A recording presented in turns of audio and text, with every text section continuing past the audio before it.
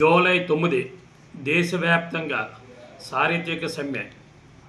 గత 22 సమ్మెలు జరిగేవి. ఈ 23వ సమ్మె.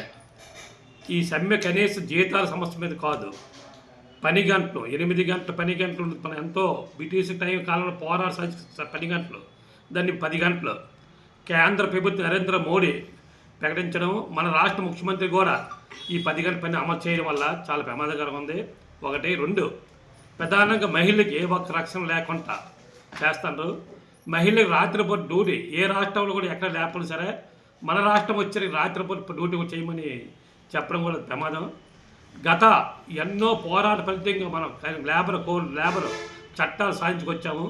ఇప్పుడు రాష్ట్ర వ్యాప్తంగా ఈ లేబర్ కోడ్ల మీద 4 లేబర్ కోడ్ ఇచ్చారు. 4 లేబర్ కోడ్ చాలా ప్రమాదక లేబర్ కోడ్లు.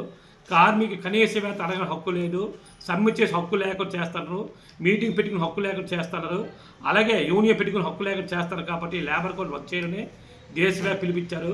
ప్రధానంగా అసంఘటిత కార్మికులు, ఆటో, ముఠా, ఈ తోడు బళ్ళు, చిల్లరవత వ్యాపారస్తులు ఏ ఒక్కరికి రక్షణ లేకుండా ఇప్పుడు చేస్తారు. కాబట్టి రక్షణ కల్పించాలని ప్రధానంగా.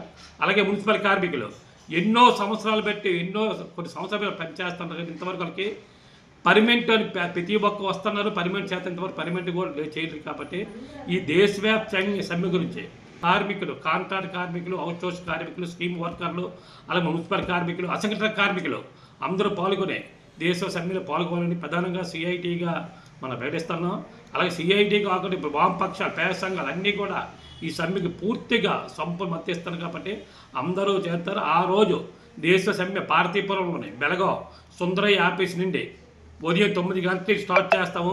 ఈ సమ్మెకి ప్రతి ఒక్క కార్మికుడు, స్కీమ్ వర్కర్లు, అసంఘటిత కార్మికులు, ముఠా కార్మికులు, ఆటో కార్మికులు, భవన నిర్మాణ కార్మికులు, మున్సిపల్ కార్మికులు, అలాగే ప్రతి ఒక్క కార్మికులు పాల్గొని మన సమ్మె జయపని చేసి ప్రధాని కోరుతున్నాం. నా సిఐటి జిల్లా కోశాధికారిని, నా పేరు గొర్రెల వెంకటరమణ.